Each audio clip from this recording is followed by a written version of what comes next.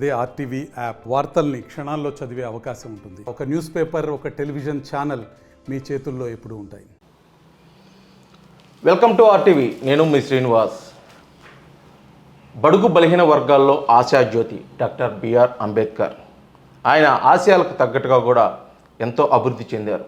కానీ ఎక్కడో చిన్న వెలితి అది వచ్చిందా ఏర్పడిందో తెలియదు. కానీ అదే కారణంతో ఒక ఉద్యమం అయితే ఊపిరి పోసుకుంది. అదే ఎస్సీ వర్గీకరణ మీద ప్రకాశం జిల్లా ఈదుమూడి గ్రామంలో 1994 జూన్ 7న ఊపిరి పోసుకున్న ఈ ఉద్యమమే ఎంఆర్పిఎస్, మాదిగ రిజర్వేషన్ పోరాట సమితి. కానీ ఈ ఉద్యమం రాను రాను అనేక ఉద్యమాలు చేసింది, అనేక పోరాటాలు చేసింది. దానికి ప్రతిఫలమే అనేక కమిటీలు, అనేక సిఫార్సులు. చివరికి ఫలితాలు పొందే సమయానికి ఆ ఉద్యమానికి బీటలు వాడిన పరిస్థితి, అంటే ఎంఆర్పిఎస్ ముక్కలుగా అయిన పరిస్థితి. అయినా కూడా వీరు ఆశయం ఒకటేనా? అసలు ఆశయం ఏంటి? అసలు ఎంఆర్పిఎస్ ఇన్ని ముక్కలు అవడానికి గల కారణం ఏంటి? అసలు దీనికి సంబంధించి పూర్తి విషయాలు మనతో పాటు పంచుకునే కోసం ఉన్నారు ఎంఆర్పిఎస్ రాష్ట్ర అధ్యక్షులు బ్రహ్మయ్య మాదిగ. వారి మాట్లాడుతూ తెలుసుకునే ప్రయత్నం అయితే ఇప్పుడు చేద్దాం. నమస్తే బ్రహ్మయ్య మాదిగ గారు. నమస్కారం. ఎంఆర్పిఎస్ అంటే అది ఒక ఉద్యమం కాదు, ఒక ప్రపంచం. ఇది ప్రజల్లో ఉన్న పేరు. అసలు ఈ ఉద్యమం ఏర్పడడానికి గల ప్రధానమైన కారణం? బాబాసాహెబ్ అంబేద్కర్ భారత రాజ్యాంగంలో ఇచ్చిన 15% రిజర్వేషన్ని 59 కులాలకు అందకుండా 1-2 కులాలు అనుభవిస్తూ ఉన్న సందర్భంలో బాబాసాహెబ్ అంబేద్కర్ ఇచ్చిన రిజర్వేషన్లు అన్ని కులాలకు సమానంగా అందాలని చెప్పని అంబేద్కర్ గారు ఆశించినట్టు, దానికోసం ఆయన ఆశయాలని ఆచరణలో పెట్టడం కోసం 1994 జూలై 7న 15% రిజర్వేషన్లు జనాభా దామాషా ప్రకారం ఎవరి వాటా వాళ్ళకి దక్కాలని చెప్పని మాదిగ రిజర్వేషన్ పోరాట సమితి ఈదుమూడి గ్రామంలో ఏర్పాటు చేయడం జరిగింది. బాబాసాహెబ్ అంబేద్కర్ ఇచ్చినటువంటి 15% రిజర్వేషన్లని ప్రధానంగా మాల సామాజిక వర్గమే, అంటే దాదాపు 13-14% రిజర్వేషన్లని మాల సామాజిక వర్గం అనిపిస్తూ ఉండేది.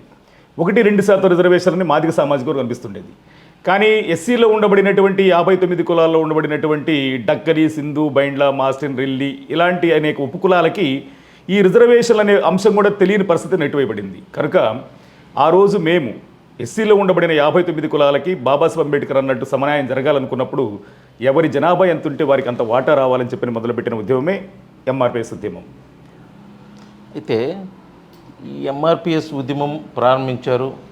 అతి కొద్ది మందితోటి ప్రారంభమైన ఉద్యమం రాను రాను వందలు, వేలు, లక్షల, కోట్లకి వెళ్ళిన పరిస్థితి. అనేక ఉద్యమాలు, పోరాటాలు కూడా చేయడం జరిగింది. కానీ మీరు ఇన్ని పోరాటాలు చేసినా అనేక కమిటీలు, సిఫార్సులు కూడా వేయటం జరిగింది. అది నివేదికలు కూడా ఇవ్వటం కూడా జరిగింది.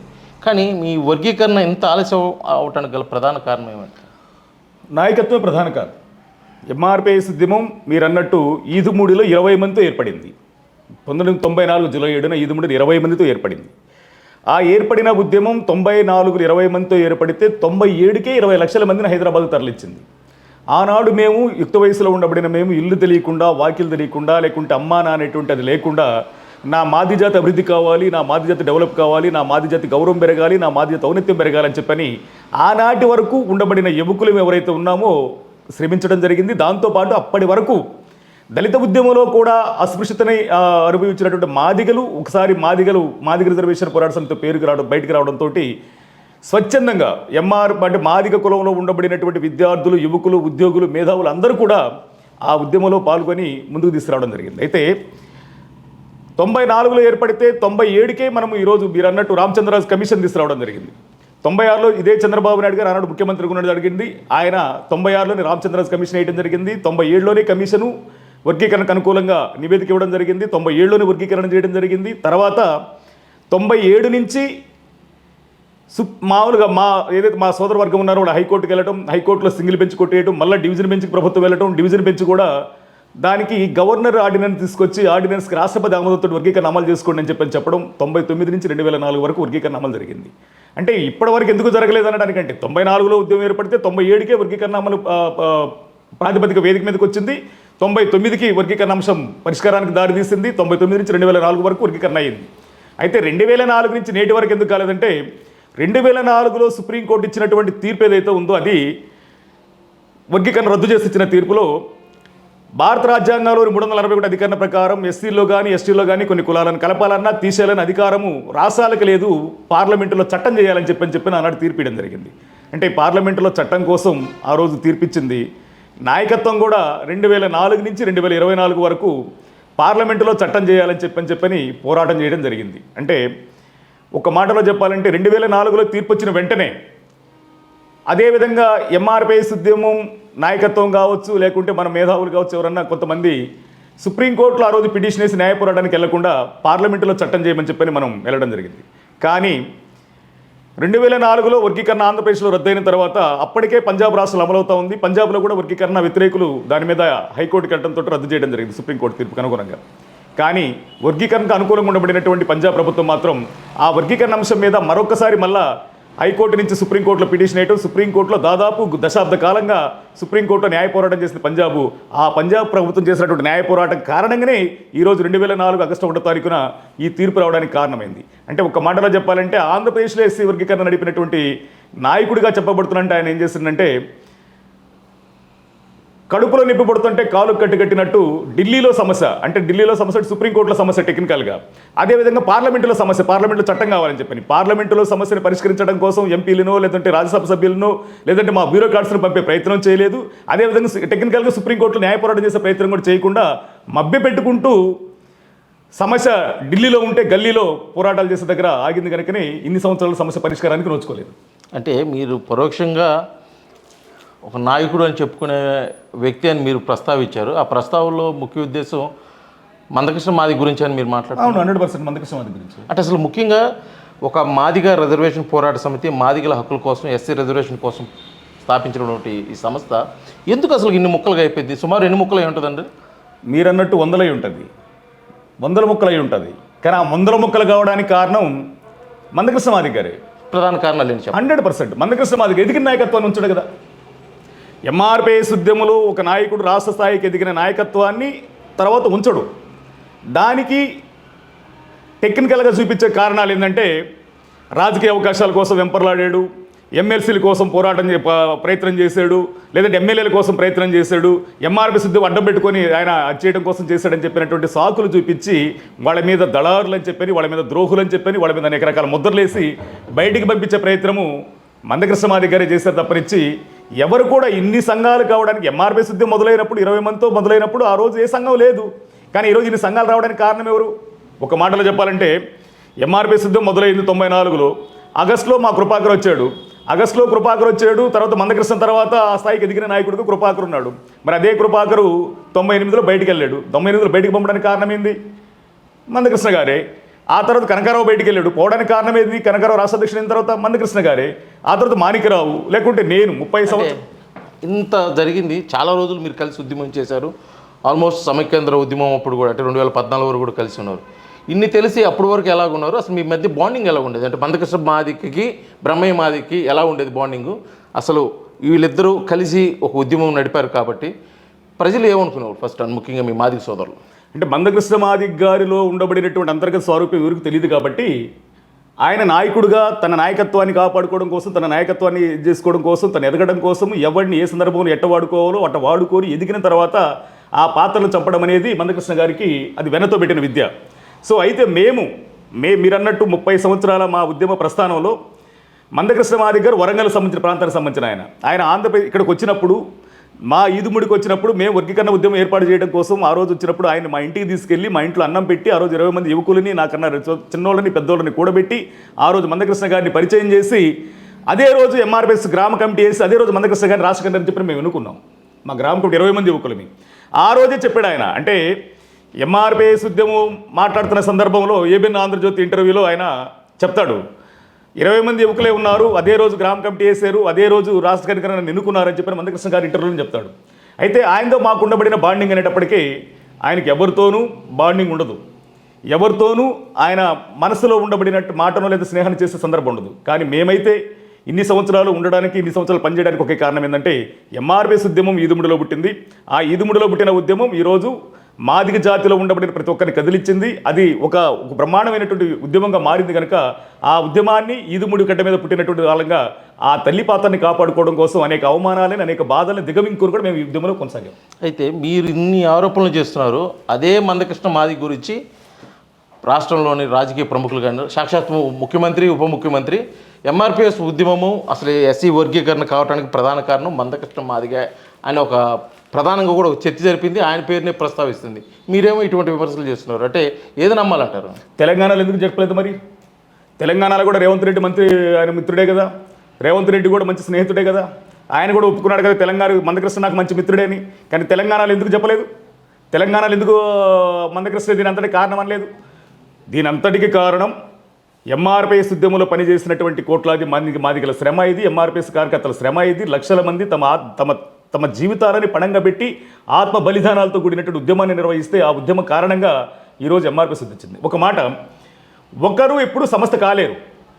ఒకడు అనేది కొంతమంది వ్యక్తులతో కమిటీగా ఏర్పడితే ఆ కమిటీ మొత్తం కూడా రాష్ట్ర వ్యాప్తంగా పర్యటించిన తర్వాత ఆ పర్యటించినటువంటి సందర్భంలో దాని సంస్థగా మారింది, ఆ సంస్థ ఈరోజు వ్యవస్థగా మారింది. కానీ ఈరోజు ఏమైపోయిందంటే ఒక మాటలో చెప్పాలంటే చీమలు పెట్టిన పుట్టలోకి పాము దూరి పడగైప్పి ఈ పుట్ట నాదే అని చెప్పుకునేటువంటి ప్రయత్నం జరుగుతుంది తప్పనిచ్చి ఇంకోటి కాదు. ఓకే, మరి తెలంగాణలో రేవంత్ రెడ్డి దాన్ని తెలంగాణలో రేవంత్ రెడ్డి గారు అక్కడ బ్రహ్మాండం అద్భుతంగా షమీమ్ అఖ్తర్ కమిషన్ వేశాడు. ఎవరు డిమాండ్ చేయకముందే సుప్రీంకోర్టు తీర్పు వచ్చి రాకముందే ఆయన అసెంబ్లీలో తీర్మానం చేశాడు. భారతదేశంలోనే వర్గీకరణ అమలు చేయడంలో ముందు వరుసలో ఉంటానన్నాడు.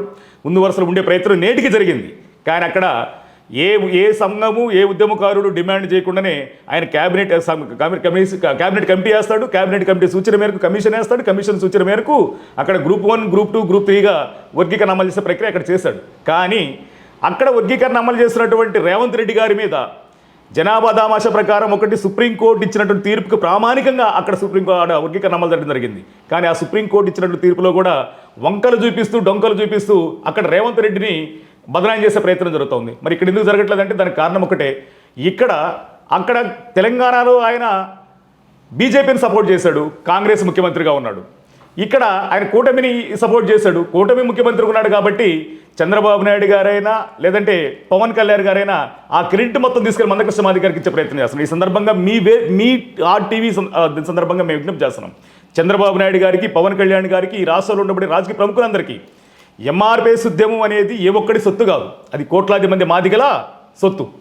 అయితే ముఖ్యంగా ఎంఆర్పిఎస్ ఉద్యమంలో చురుగ్గా పాల్గొన్నటువంటి మందకృష్ణ మాదిగ, బ్రహ్మయ్య మాదిగ ఇద్దరు కలిసి అనేక ఉద్యమాలు పోరాటాలు చేశారు.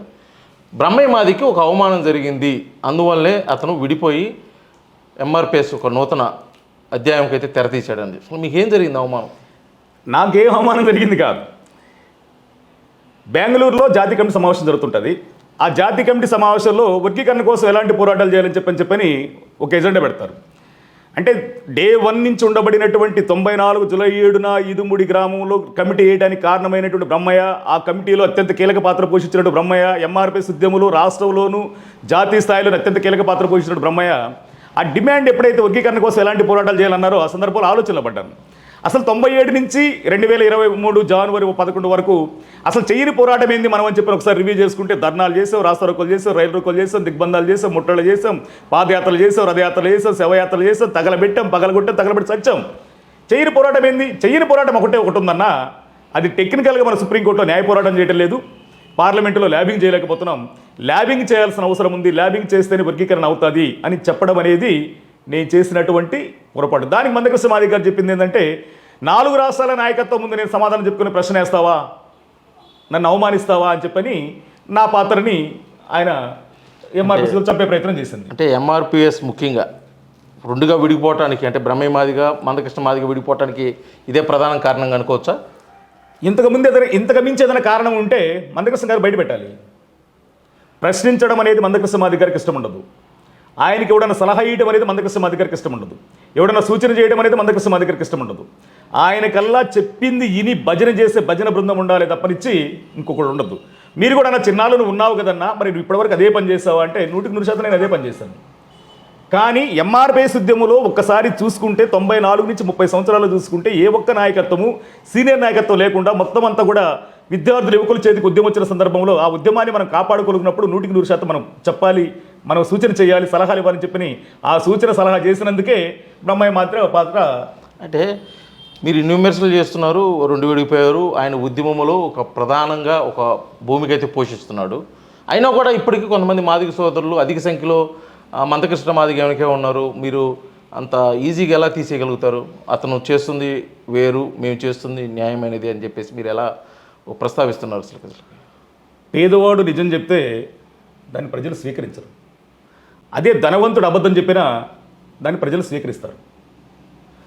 ఇన్ని సంవత్సరాల ఎంఆర్పిఎస్ ఉద్యమంలో మరొకసారి చెప్తున్నాం బ్రదర్, పేదోడు నిజం చెప్పినా దాన్ని ప్రజలు స్వీకరించరు, కానీ ధనవంతుడు అబద్ధం చెప్పినా దాన్ని ప్రజలు స్వీకరిస్తారు.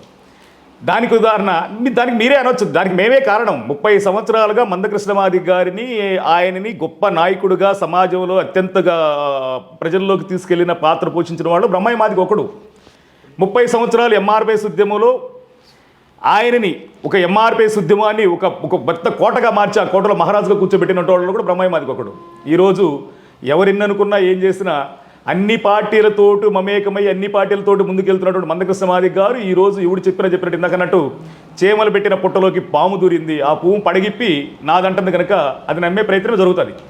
అంటే ఇన్ని సంవత్సరాలు మీ ఎంఆర్పిఎస్ ఉద్యమంలో మీకు అతి దగ్గరగా మీకు అనుకూలంగా ఈ ప్రభుత్వం మాకు బాగా పనిచేసింది, ఈ ప్రభుత్వంలో అయితే ఎస్సీ వర్గీకరణ అప్పుడే అయిపోయేది, కొద్దిగా కృషి చేసినట్టయితే అంటే ఏ ప్రభుత్వం గురించి చెప్పుకుంటారు మీరు? అన్ని ప్రభుత్వాలు బాగానే చేస్తున్నాయి. చంద్రబాబు నాయుడు గారు 94లో వర్గీకరణ మొదలైంది, 96లోని రామచంద్రరాజు కమిషన్ వేశాడు, 99లోని వర్గీకరణ చేశాడు, 99 నుంచి 2004 వరకు వర్గీకరణ అమలైంది చంద్రబాబు నాయుడు గారి ప్రభుత్వంలో. 2004లో వర్గీకరణ సుప్రీంకోర్టులో రద్దు అవుతుంది. అప్పుడు కాంగ్రెస్ గవర్నమెంట్ అధికారంలో ఉంటుంది. కాంగ్రెస్ గవర్నమెంట్ అధికారంలోకి వచ్చిన తర్వాత రాజశేఖర రెడ్డి గారు అసెంబ్లీ తీర్మానం చేస్తాడు, అఖిలపక్ష కమిటీ వేస్తాడు, అఖిలపక్షాన్ని ఢిల్లీకి తీసుకెళ్తాడు, దాంతో ఉషామేర కమిషన్ వేస్తాడు. కమిషన్ కూడా జాతీయ స్థాయిలో వేసిన కమిషన్ని రాష్ట్ర వ్యాప్తంగానే పరిమితం చేసి ఆయన సంవత్సర కాలంలోనే వర్గీకరణకు అనుకూలంగా పార్లమెంట్కి నివేదికిస్తాడు. అంటే కాంగ్రెసు వర్గీకరణకు అనుకూలంగా చాలా చేసింది. ఈరోజు వర్గీకరణ అంశము బతికుంది అంటే ఉషామేర కమిషన్ అనుకుంటే ఆ కమిషన్ వేసిన దగ్గర ఆయన రాజశేఖర రెడ్డి గారు ఉన్నారు. వర్గీకరణానికి ప్రారంభం మూలంగా ఉండబడినటువంటి చంద్రబాబు నాయుడు గారు వర్గీకరణ అంశం మీద ముందుకెళ్ళాడు. కానీ వర్గీకరణ విషయంలో మాదిగలని అత్యంత దారుణంగా మోసం చేసిన ఎవరన్నా ఉన్నారంటే అది భారతీయ జనతా పార్టీ. భారతీయ జనతా పార్టీ మేము అధికారంలోకి వస్తే 100 రోజుల్లోనే వర్గీకరణ చేస్తామంది. కానీ 100 రోజుల్లో వర్గీకరణ చేసే ప్రయత్నం భారతీయ జనతా పార్టీ చేయలేదు. తర్వాత మేము కొట్లాడింది 2004 నుంచి 2024 వరకు పార్లమెంటులో చట్టం చేయమని. కానీ భారతీయ జనతా పార్టీ పార్లమెంటులో చట్టం చేసే ప్రక్రియ చేయలేదు. చేయకపోయింది కాక 100 రోజుల్లో వర్గీకరణ చేస్తామని చెప్పని ఈ భారతదేశంలో అన్ని రాజకీయ పార్టీల్లో మాదిగలని అత్యంత ఘోరంగా దారుణంగా మోసం చేసిన పార్టీ ఏదన్నా ఉంది అనుకుంటే అది భారతీయ జనతా పార్టీ. ఒకవేళ ఇప్పుడు వరకు ఒకే ఉద్యమం కోసం ఇంతమంది అంటే విడివిడిగా పోరాడాల్సింది పందా ఒకటే. ఒకవేళ మళ్ళీ ఇది ఇటువంటి పరిస్థితులు ఇప్పుడు ఆల్రెడీ అసెంబ్లీలో తీర్మానం జరుగుతుంది, జనాభా ప్రాతిపదికన కూడా వర్గీకరణ జరగాలని చెప్పేసి కూడా కొన్ని తీర్మానాలు జరుగుతుంది. ఒకవేళ భవిష్యత్తులో మళ్ళీ కలిసి పనిచేయాల్సి వస్తే మందకృష్ణ మాదిగతో బ్రహ్మయ్య మాదిగ కలిసి పనిచేయాల్సి ఉంటే పనిచేస్తారా? అంటే భవిష్యత్తులో మందకృష్ణ మాదిగతో మాదిగల నాయకుడు కలిసి పనిచేయాలనుకున్నప్పుడు అసలు వాడు బయటికి పంపడం ఎందుకు? మందకృష్ణ గారు కలిసి పనిచేస్తాడని ఆలోచన వాళ్ళు బయటికి పంపడం ఎందుకు? నేను అడుగుతున్నా. ఇదే మందకృష్ణ నాకు జన్మనిచ్చింది వరంగల్, పునర్జన్మనిచ్చింది ఈదుముడి అన్నాడు. మరి ఈదుముడి పునర్జన్మైనటువంటి తల్లితో సమానం. మరి ఆ తల్లితో సమానమైనటువంటి ఈదుముడి గడ్డను అవమానించే ప్రయత్నం ఎందుకు చేస్తున్నాడు? ఆ గడ్డ మీద పుట్టిన బిడ్డలం కదా. మందకృష్ణ మాదికి విశ్వాసము కృతజ్ఞత ఏదైనా ఉంటే ఆయన మర్చిపోయింది ఎవరన్నా ఉందనుకుంటే ఈదుముడిని బ్రహ్మయ్యని మర్చిపోయి ఆయన అహంకారం వ్యవహరించిన సందర్భం వచ్చినప్పుడు ఆయన కలిసి పనిచేస్తాడనేది, కలిసి కలుపుకుంటాడనేది ఉండదు. నాకు తెలిసి విధానపరంగా ఈ రాష్ట్రంలో ఎవడన్నా ఇష్టపడతాడేమో కానీ విధానపరంగా సైద్ధాంతిక వ్యతిరేకించేటువంటి బ్రహ్మయ్యని మాత్రం ఆయన ఇష్టపడడానికి అవకాశం లేదు. అయితే ఇప్పుడు రాష్ట్ర ప్రభుత్వం అంటే కూటమి ప్రభుత్వం బీజేపీ, జనసేన, టీడీపీ కలిసి కూటమి ప్రభుత్వం కొన్ని ఎస్సీ వర్గీకరణ మీద 59 కులాలకు గాను 3 కేటగిరీలు చేశారు. గ్రూప్ 1 కింద 100 పాయింట్స్ రోస్టర్లో కానీ 200 రోస్టర్లో కానీ రకరకాల పర్సెంటేజ్ ఇచ్చారు. మాలలకు 8%, మాదిగలకు 6%, రెల్లికి 1%. 200 రోస్టర్లో అయితే 3 మాలలకు 7, మాదిగలకు 7, రెల్లికి 1. ఈ దామాష ప్రకారంగా ఎస్సీ వర్గీకరణ అయితే జరగబోతుంది. ఇది ఫైనలైజ్ అన్నట్టుగా ఉంది. ఇది మీరు సంతృప్తికరంగా ఉన్నారా ఒక మాదిగ సోదరుడు? ముందుగా ఎస్సీ వర్గీకరణ అంశాన్ని పరిష్కరించడంలో ముందడుగేసినటువంటి రేవంత్ రెడ్డి గారికి మా ధన్యవాదాలు. అదేవిధంగా ఆంధ్రప్రదేశ్లో నాడు ముఖ్యమంత్రిగా ఉండి వర్గీకరణ అంశాన్ని పరిష్కరించడంలో చొరవ చూపిన చంద్రబాబు నాయుడు గారికి, అదేవిధంగా నేడు ముఖ్యమంత్రిగా ఉండి వర్గీకరణ అంశాన్ని పరిష్కారం కోసం చొరవ చూపుతున్న చంద్రబాబు నాయుడు గారికి కూడా మేము ధన్యవాదాలు తెలియజేస్తున్నాం, కృతజ్ఞతలు తెలియజేస్తున్నాం. అయితే ఇక్కడ చంద్రబాబు నాయుడు గారి ప్రభుత్వం స్పష్టంగా ఉన్నట్టు కనబట్టలేదు వర్గీకరణ విషయంలో. కారణం ఏంటంటే రాజీవ్ రంజన్ మిశ్రా కమిషను చాలా స్పష్టంగా తన నివేదిక ఇచ్చింది. ఏమని ఇచ్చింది? ఎస్సీలో ఉండబడిన 59 కులాలని మొత్తం కూడా ఆయన మొత్తం ఆంధ్రప్రదేశ్ ఉమ్మడి జిల్లాలు మొత్తం ఉండబడినటువంటి జిల్లాలను పర్యటించిన తర్వాత 13 జిల్లాలు పర్యటించిన తర్వాత కులాల మధ్య అసమానతని గమనించినటువంటి ఆయన రెల్లి సామాజిక వర్గానికి 1% గాను, మాదిగ ఉపకులాలకు 6.5% గాను, మాల ఉపకులాలకు 7.5% గాను ఆయన తన నివేదికను ఇవ్వడం జరిగింది. ఆ నివేదికని రాష్ట్ర ప్రభుత్వ అసెంబ్లీలో ఆమోదించడం జరిగింది. ఆమోదించిన తర్వాత నిన్న చర్చ జరిగేటప్పుడు చంద్రబాబు నాయుడు గారు మరొక కొత్త విధానాన్ని ఆయన మాట్లాడుకోవడం జరిగింది. ఏం మాట్లాడతాడు అంటే వర్గీకరణకి ఆమోదం తెలుపుతూనే రాష్ట్ర యూనిట్గా వర్గీకరణ చేయాలని మాకు లేదు, కానీ జిల్లా యూనిట్గా చేద్దామని చెప్పి మేము ఎన్నికల సందర్భంలో చెప్పాము. కానీ ఇప్పుడు ఉండబడిన పరిస్థితుల్లో 2011 జనాభా లెక్కల ప్రకారం ఉన్నాయి కనుక, ఇప్పుడు జనాభా లెక్కలు లేవు కనుక 2011 జనాభా లెక్కల ప్రకారం రాష్ట్ర యూనిట్గా వర్గీకరణ చేస్తామని చెప్తూ ఇప్పుడు మీరు చెప్పినట్టు 3 కేటగిరీలు చెప్తూ ఏబీసీగా చెప్తూ ఆయన రోస్టర్ విధానాన్ని తీసుకొచ్చాడు. ఈ రోస్టర్ విధానంలో మేము అడుగుతున్నాం, మీరు అంటే జనరల్గా ఎవరైనా రోస్టర్లో ఫస్ట్ బ్రహ్మయ్య ఉన్నాడు, లేదా 2 శ్రీనివాస్ ఉన్నాడు, లేదంటే 3 శ్రీరామ్ ఉన్నాడు అనుకుందాం, ఉదాహరణకు ఎగ్జాంపుల్. మరి ఫస్ట్ ఉండబడినటువంటి శ్రీనివాస్కి మొదటి అవకాశం వస్తుంది. తర్వాత అవకాశము 2లో ఉండబడిన బ్రహ్మయ్యకి రావాలా, 3లో ఉండబడినటువంటి శ్రీరామ్కి రావాలా రోస్టర్లో? రెండో వ్యక్తి సామాజిక న్యాయం అది. ఇప్పుడు మొదటి రోస్టర్ సిస్టమ్ అనుకుందాం. మొదట్లో శ్రీనివాస్ గారు ఉన్నారు, 2 దగ్గర బ్రహ్మయ్య ఉన్నాడు, 3 దగ్గర మా శ్రీరామ్ ఉన్నాడు అనుకుందాం. మరి అక్కడ ఉన్నప్పుడు రోస్టర్లో మొదటి వరుసలో ఉండబడిన శ్రీనివాస్ గారికి ముందు ప్రయారిటీ రావాలి, తర్వాత రెండో స్థానంలో ఉండబడినటువంటి బ్రహ్మయ్యకి అవకాశం రావాలి. మరి 2వ స్థానంలో ఉండబడిన బ్రహ్మయ్యని పక్కన పెట్టి 3వ స్థానంలో ఉండబడినట్టు శ్రీరామ్ నెట్ట తీసుకొస్తారు. అదెట్ట రోస్టర్ విధానం అంటే? ఇక్కడ చంద్రబాబు నాయుడు గారిని వర్గీకరణ విషయంలో మేము గౌరవిస్తున్నాం, ఆయన అభినందిస్తూ ఉన్నాం. కానీ ఆయన వర్గీకరణ విషయంలో 2 కళ్ళ సిద్ధాంతం వ్యవహరిస్తూ ఉన్నాడు. ఒక మాటలో చెప్పాలంటే, స్పష్టంగా ఒక మాటలో చెప్పాలంటే, చంద్రబాబు నాయుడు గారు 30 సంవత్సరాలుగా మాదిగలు మేము వర్గీకరణ పోరాటం చేస్తున్నాం కాబట్టి మాదిగలకు వర్గీకరణ చేశాడు, ఆంధ్రప్రదేశ్లో మాలలకి న్యాయం చేశాడు.